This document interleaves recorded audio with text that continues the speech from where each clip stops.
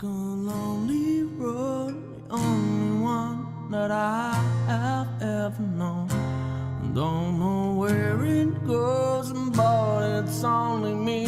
I walk alone.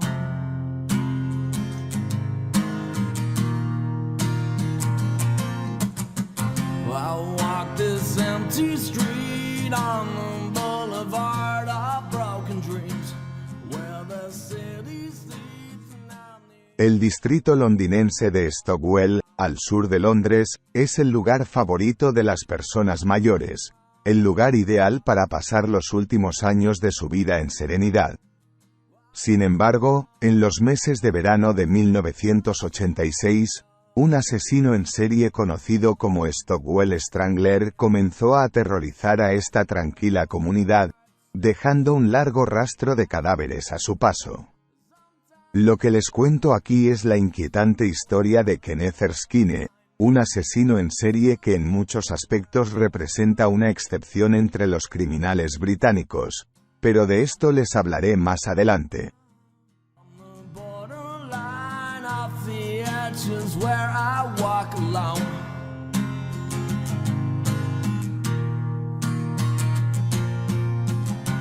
Reading between the lines, what's fucked up and everything's alright. Todo comenzó con la muerte de Nancy Emms, de 78 años, encontrada muerta en la cama de su desaliñado apartamento en el sótano de West Hill Road, Wandsworth, el 9 de abril de 1986. Inicialmente, se pensó que las causas de la muerte eran naturales, ya que Nancy era encontrado tirado en su cama, sin marcas obvias en el cuerpo. Un médico llamado a la escena estableció que ella había estado muerta durante unos 3 días y firmó un certificado que acreditaba su muerte por causas naturales. No fue hasta que la criada de Nancy descubrió que faltaba un televisor portátil que llamaron a la policía. La autopsia reveló que la mujer había sido estrangulada con sus propias manos. También había moretones obvios en su pecho, lo que indica que su asesino se había arrodillado sobre ella mientras la estrangulaba. No había señales de un allanamiento en el apartamento, pero los científicos forenses de la policía encontraron una pequeña pista: un cabello en una sábana, probablemente perteneciente a una persona de ascendencia afrocaribeña.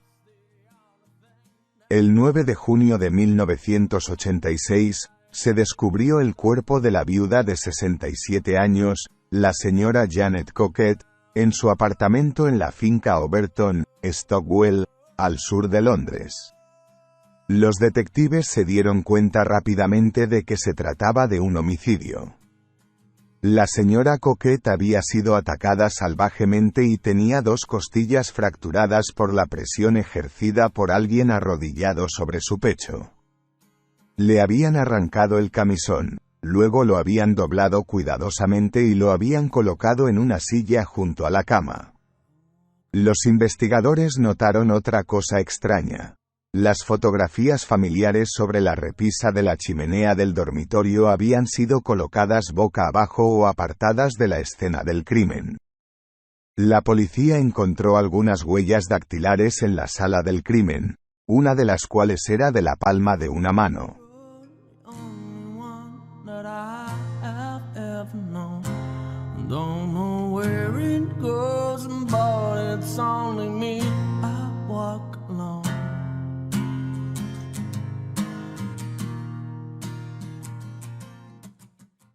El patólogo Dr. Ian West examinó los cuerpos de las víctimas y determinó que ambos habían sido estrangulados por el asesino con una sola mano.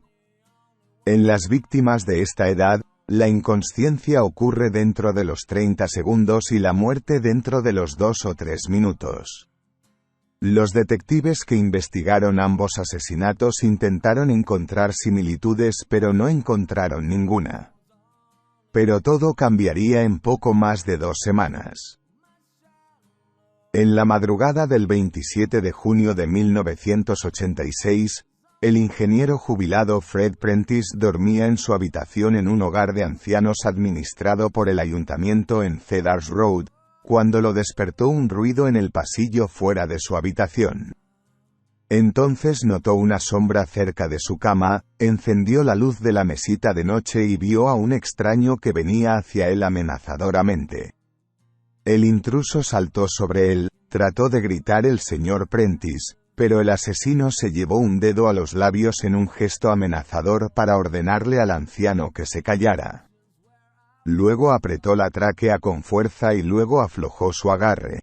Y volvió a apretarlo. Mientras continuaba apretando, solo pronunció una palabra una y otra vez. Matar, matar, matar. El señor Prentice logró presionar el botón de alarma en la pared al lado de su cama, y aunque no salió ningún sonido, el agresor se sobresaltó y huyó de la escena en un instante. Los detectives ahora estaban optimistas de que los crímenes estaban conectados, y las pequeñas dudas que quedaban se disiparon la noche siguiente cuando el asesino volvió a atacar. Los cuerpos de Valentin Gliem, de 84 años, y Pole Zbigniew Stabragua, de 94 años, fueron encontrados en sus habitaciones contiguas el 28 de junio de 1986 en una casa de retiro en Stockwell Park Crescent. Ambos hombres habían sido atacados y estrangulados manualmente. El intruso había sido visto por personal de vigilancia nocturna, pero desapareció antes de que llegara la policía. Una vez más, no había signos de entrada forzada, sino simplemente una ventana abierta. Lo que hizo que este horrible crimen fuera aún más escalofriante fue el descubrimiento de una franela usada y una maquinilla de afeitar eléctrica. El asesino se había lavado y afeitado tranquilamente después de matar a 2 personas en una habitación cercana. Se contrató al superintendente jefe de detectives Ken Thompson de Scotland Yard para investigar el caso y se puso a su disposición un equipo de más de 200 detectives para tratar de encontrar al hombre a quien los periódicos ya habían apodado como el estrangulador de Stockwell. Agentes vestidos de civil monitorearon docenas de hogares de ancianos durante las noches siguientes.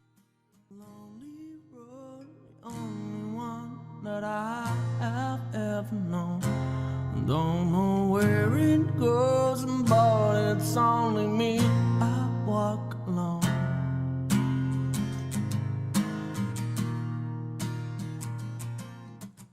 Dos semanas después de su horrible doble asesinato, el estrangulador atacó de nuevo. Esta vez decidió sorprender a los detectives matando al otro lado del Támesis en Islington, al norte de Londres. William Carmen, un viudo de 82 años, fue encontrado muerto en la cama de su apartamento en la finca Marques. La sábana estaba muy apretada debajo de la barbilla y, por primera vez, había signos claros de robo y saqueo. Faltaban entre 400 y 500 libras esterlinas de los ahorros de la víctima. El 12 de julio de 1986, Trevor Thomas, de 75 años, fue encontrado muerto en la bañera de su casa de Clapham. Las investigaciones médico-legales, en este caso, no obtuvieron mucha información del cuerpo de la víctima, debido al avanzado estado de descomposición del cadáver. Como resultado, Thomas no fue contado entre las víctimas del estrangulador, aunque es casi seguro que lo fue. El 20 de julio de 1986, se encontró el cuerpo de William Downs, de 74 años, en su apartamento en la finca Overton en Stockwell. Había sido estrangulado de acuerdo con el modus operandi ya familiar para la policía, pero los forenses en este caso pudieron obtener una nueva pista excelente de la escena del crimen. En la puerta del jardín y en la pared de la cocina se encontraron huellas claras de la palma del asesino. En este punto, todo lo que le quedaba a Scotland Yard era comparar esos hallazgos con los almacenados en los sistemas informáticos. Lástima que en 1986, Aunque la tecnología ya permitía la transferencia a un medio digital, aún no se había iniciado el escaneo de huellas palmares. Los detectives tenían la asombrosa cantidad de 4 millones de archivos con los que trabajar, pero al centrarse en los ladrones y los delincuentes menores que operan en Londres, solo pudieron reducir este trabajo a un tamaño más manejable. 3 meses de búsquedas infructuosas finalmente dieron sus frutos. Cuando parecía que el caso estaba a punto de calmarse, los detectives pudieron comparar las huellas encontradas en la escena del crimen con las de Kenneth Erskine, un ladrón de poca monta que tenía un largo historial de arrestos por robo y delitos menores. Sin embargo, la policía no sabía dónde encontrarlo y mientras lo buscaban, volvió a matar a su última víctima. Florence Tisdall, de 80 años, fue encontrada en su piso de lujo cerca de Putney Bridge el 24 de julio de 1986. Había pasado el día anterior viendo la boda televisada del duque y la duquesa de York e incluso se había peinado especialmente para el evento. La encontraron al día siguiente estrangulada manualmente y agredida sexualmente, con las costillas rotas como resultado de la fuerte presión de las rodillas de su asesino. La búsqueda policial de Erskine se intensificó, pero como era un vagabundo sin hogar, tuvieron que buscarlo entre los cientos de hoteles y hostales sórdidos del sur de Londres. El hecho de que el asesino estuviera en una matanza y pudiera volver a matar en cualquier momento hizo que se movieran rápidamente. Su gran oportunidad llegó cuando descubrieron que Erskine estaba solicitando beneficios de desempleo en una oficina del Departamento de Seguro Social en Southwark y debía cobrar su cheque el 28 de julio siguiente. Un equipo de detectives vigilaba el edificio y Erskine apareció justo a tiempo para recoger su dinero. Mientras se alineaba, los detectives le pusieron las esposas en las muñecas. Se dejó arrestar sin resistencia y ese día todos respiraron aliviados. El estrangulador de Stockwell finalmente estaba en manos de la policía. Fue cuando los detectives comenzaron a interrogar a Erskine que se dieron cuenta de que tenían una tarea muy complicada. El sospechoso pasó la mayor parte del tiempo riendo tontamente en respuesta a las preguntas de los investigadores y mirando al cielo por la ventana o haciendo gestos precipitados.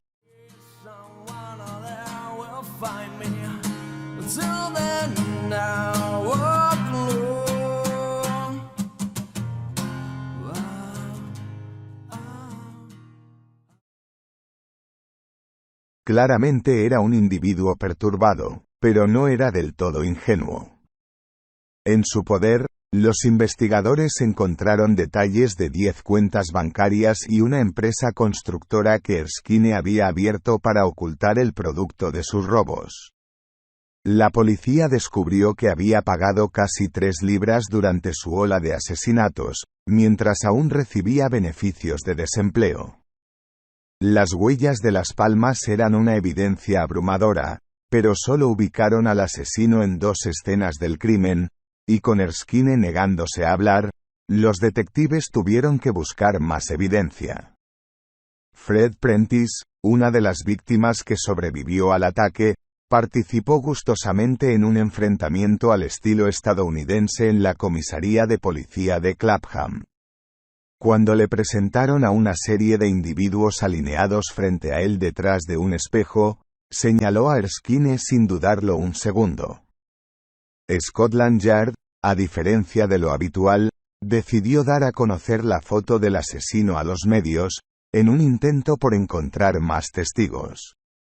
Una mujer se adelantó diciendo que lo había visto en Putney Bridge, a 200 metros de la escena del último asesinato, en la noche en cuestión. El juicio de Erskine comenzó en Old Bailey el 12 de enero de 1988 y el jurado estaba formado por 7 mujeres y 5 hombres. El hombre fue acusado de 7 asesinatos y el intento de asesinato del señor Fred Prentice. Se declaró inocente de todos los cargos y actuó con indiferencia ante los miembros del jurado, casi como si no supiera dónde estaba. El jurado estaba visiblemente conmovido al escuchar el testimonio, particularmente cuando habló el señor Prentice. El acusado confesó haber robado a las víctimas, pero no haberlas matado. Después de un juicio de 18 días, Kenneth Erskine fue sentenciado por todos los cargos a 7 cadenas perpetuas, con un mínimo de 40 años antes de poder solicitar la libertad condicional. La policía creía que el asesino pudo haber cometido muchos más asesinatos de los que fue condenado. Los investigadores teorizaron que debido a la fragilidad y la edad de las víctimas y la falta de lesiones evidentes, muchas de las muertes se atribuyeron a causas naturales. Así que quedaba la escalofriante posibilidad de que las víctimas de Erskine fueran muchas más. La policía sospechaba que había matado al menos a otras 4 personas entre febrero y julio de 1986. John Jordan, de 57 años, fue encontrado el 4 de febrero de ese año cerca de su cama con signos visibles de estrangulamiento en el cuello. Charles Quarell, de 73 años, murió asfixiado en su cama el 6 de mayo. Wilfred Parkes, de 81 años, murió estrangulado en su cama el 2 de junio de 1986.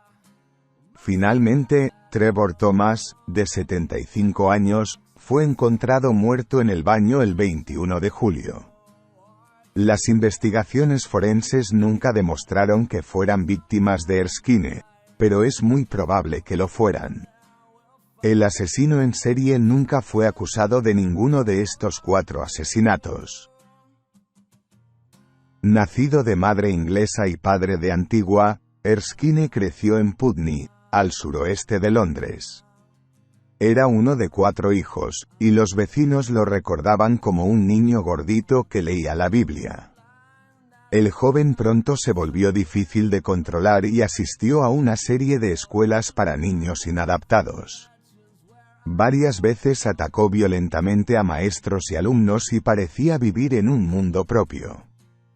En ese momento ya había desarrollado claramente impulsos homicidas. En una ocasión intentó ahogar a algunos alumnos mientras nadaba en una piscina y una vez apuñaló a un maestro en la mano con unas tijeras.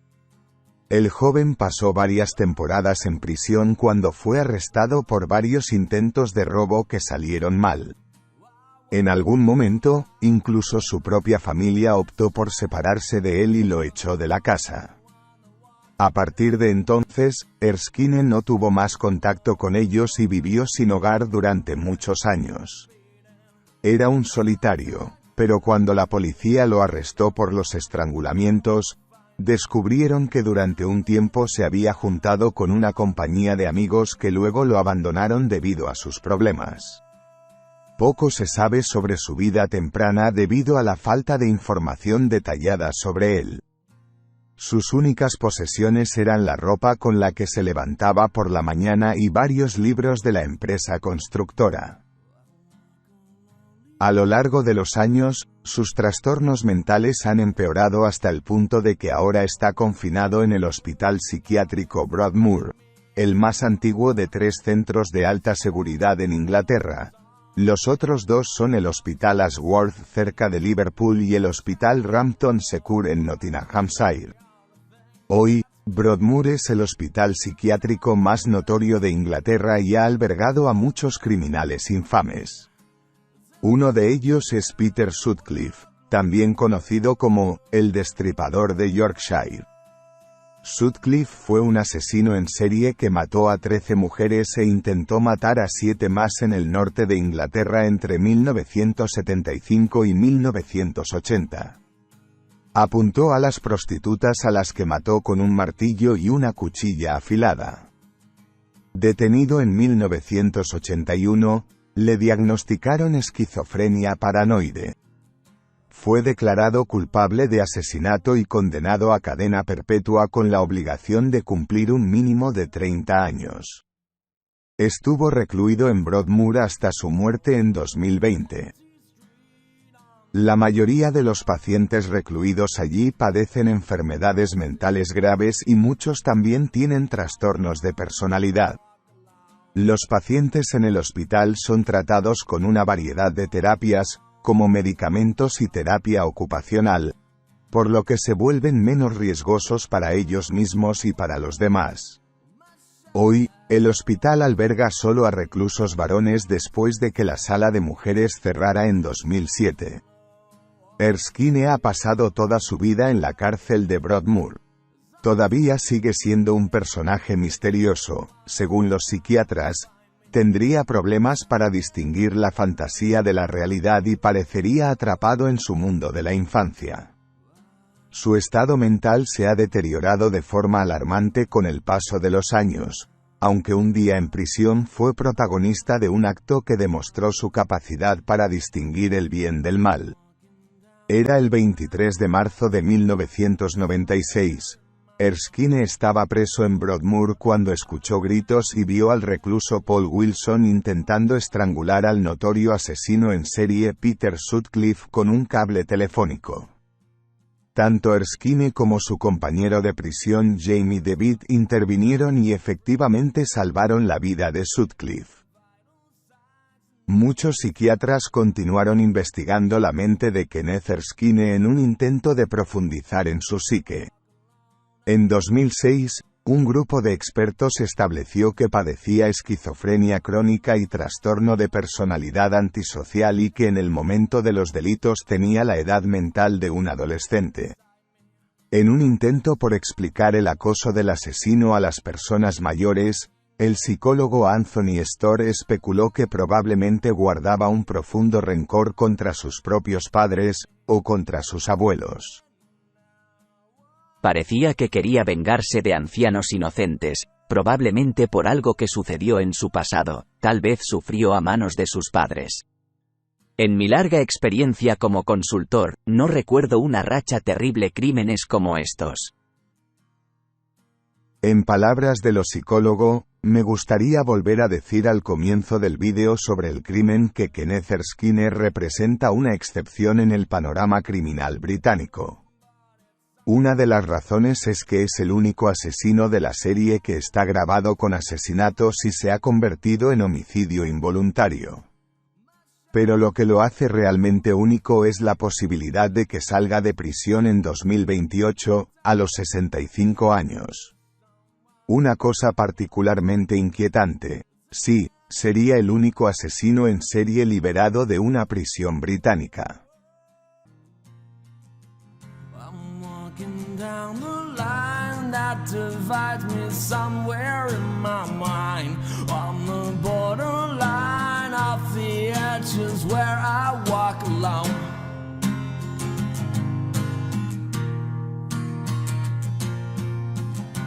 Read between the lines, what's fucked up and everything's alright.